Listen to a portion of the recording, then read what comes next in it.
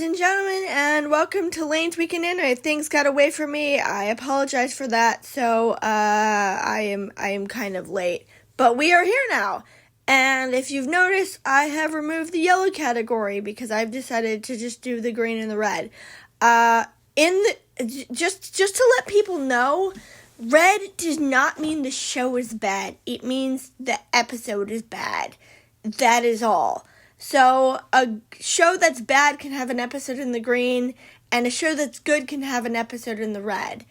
In the green this week are Mecha Ude. I really like the fact that they're now following the main character, Hikaru. I'm sorry, I keep forgetting his name.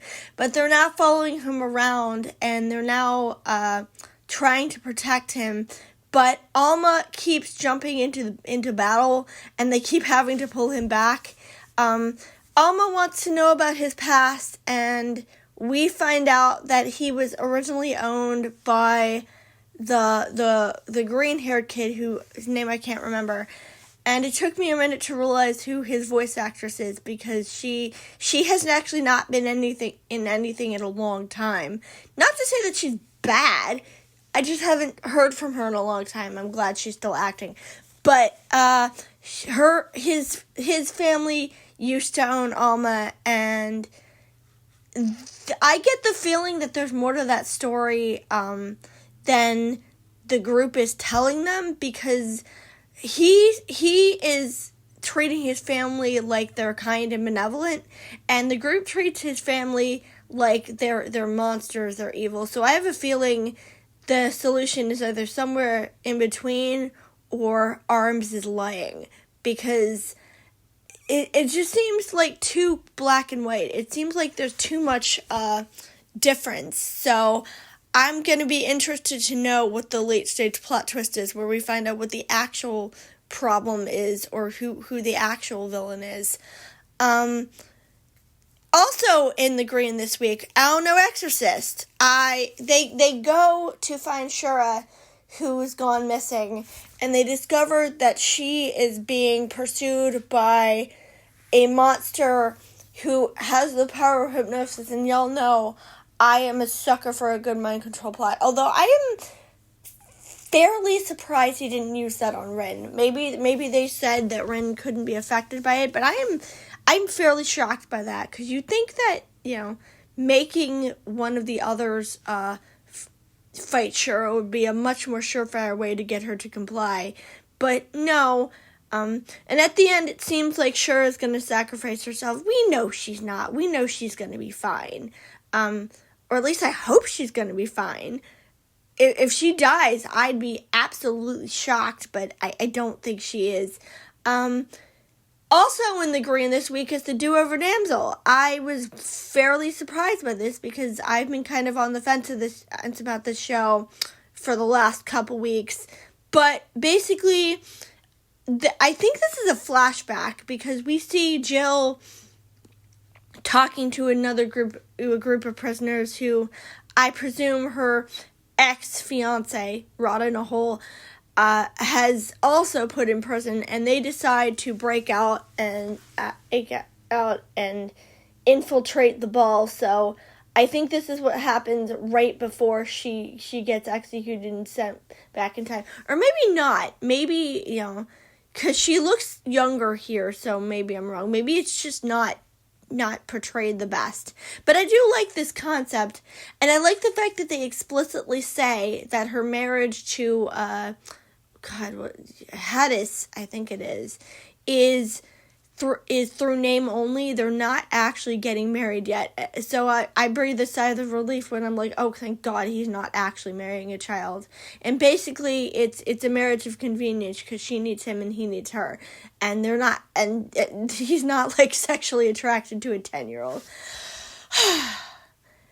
Thank you, God. Also in the green this week is ReZero. We are officially introduced to the other members of the cult. My favorite, of course, being Capella, because I have not heard Aoi Yuki play a Raging Loon in a long, long, long time. And it's so refreshing to see her play another nut job. And her gimmick is she can transmogrify people. It's actually really scary. Especially since we still don't know where Otto is, and I'm starting to get really, really frightened, because there's a giant dragon up there, and I'm like, oh my god, please don't let him be the dragon, please don't let him be the dragon, please don't let him be the dragon. Also, as you remember, Regulus has kidnapped Amelia, and now he is holding her, and I guess they're gonna get married. I don't know why they're gonna get married, but that's not good. I do also love the fact that when given the choice between rescuing Amelia and stopping Capella, Subaru is like, we gotta go get Amelia, but this comes first. This is important, because Capella has ordered them to bring the witch's remains. You know, the remains that are propping up the entire city, so that's kind of impossible. They'll have to figure something out, because otherwise she's just going to slaughter a bunch of people. Sirius is still around. I don't know exactly what she's doing. But we also have Roy, who is the one who I believe took Rem's memories. Was it Rem? One of the twins took her memories, and now they'll have to deal with him. Also, some people have speculated that he was wearing Otto's robe. I don't think he is. I think he's wearing something else entirely. But I think there are actually more than one, because we saw Lai, who looks like Roy. And I think there's also another sibling, according to my research, but we haven't met her yet. We also haven't met the previous Pride, I think it is, although that'll be for another time. I can't wait to get to that, because I have a sinking suspicion. Not sinking.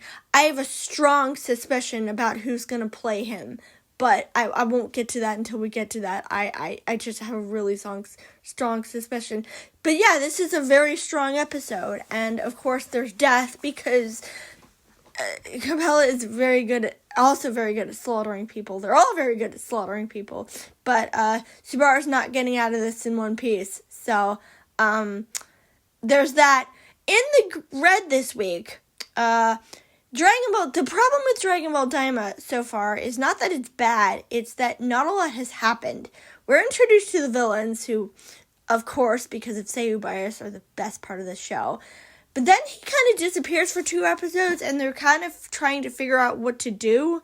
And they're like, okay, we're now going to space, and they're plodding along, and there's a whale that lets them through, and then they gotta go to a bar. The bar fight is good, but, like, can we just get to the actual point where they introduce themselves to the villains? Because that should be a lot more fun. And they also reiterate who the villains are and what their role is, stuff we already know. So it's stuff that I really think is either redundant or we just really, really, really don't care about. Also in the red this week is Acro Trip. Not because it's bad, but because I am getting very annoyed by the fact that the one character I came into the show in 04 is not here yet. And we are on now we're on episode 6, because I just watched episode 6, but we're going to save that for next week. But we're in episode 6, technically, and he hasn't shown up yet, like, at all. And I'm like, we're going to be on episode 7 in a week or two, and where are you? Because you're in the poster. You're in the freaking poster. Oh, God, what happens? I think this is the episode, or maybe it's next week, where Chroma steps down and he has to... No, this is the one that's next week. This is the one where he and Barry fight and they end up destroying the bridge. And honestly, the reactions are very, very funny. But, again, I'm just taking points away because the one character who I want to see is not here. And that kind of loses you points. Also in the red this week is Arifureta. I haven't really talked about Arifureta yet because I just haven't gotten to it yet. For a crash course, the basic plot of Ari Ferrete is that the main character, Hajime, and his class get isekai'd, and of course he ends up in the gutter because, like, his class is a bunch of, well, they're not nuts, actually, so that's a step above failure frame. I keep calling it failure frame. That's a step above failure frame, but he ends up in the gutter while his classes are all heroes. You've heard this story before. And he does end up, getting power, but the thing that sets this show apart from other people is just Hajime's completely I don't give a shit attitude. It's so funny, where he'll be like sitting and talking to people, and he'll be like, yeah, okay, whatever. Can you just get to the point? And it's awesome. I love he's so lackadaisical and just does not give two fucks, and it's great. But this week, basically, they have to go to a ball and rescue a princess, and it's okay, but, like, it's not, I don't love it, and I don't love the fact that, once again, I'm not on board with 10-year-olds getting married. It's weird. Like, she's the princess, and she's been betrothed to this other guy. Also, there's sexual assault, because there's that, but I will give it credit. Hajime saves her from that, and it's nice. He doesn't show himself, but she knows it's him, and that's really nice. Also, some of the character designs are a little bit wonky. Like, some of them feel like they belong in a video game. That blue-haired girl, she looks completely different from the rest of the cast, and it's throwing me off. Although, I want to give the show time to warm up, because they do have some cool concepts. Like they're infiltrating the ball for some reason. I forget why. There's also a nut job girl in his class, and I like her. But we haven't seen her in a while, so, it's not terrible. I'm just not ready to put it on the green yet. But that's it for... Oh, I do also have cast now. So, the anime nights are going to be on there now. So, if you haven't signed up for my Patreon, please, please, please do. Or if you don't want to do that, just sign up for my cast. Because we do them once a week, and I want people to come and enjoy my anime nights. So, please do that. Oh yeah, and I have a Patreon. But that's it for this week, and I will see you next week. Hopefully that one will be on Monday.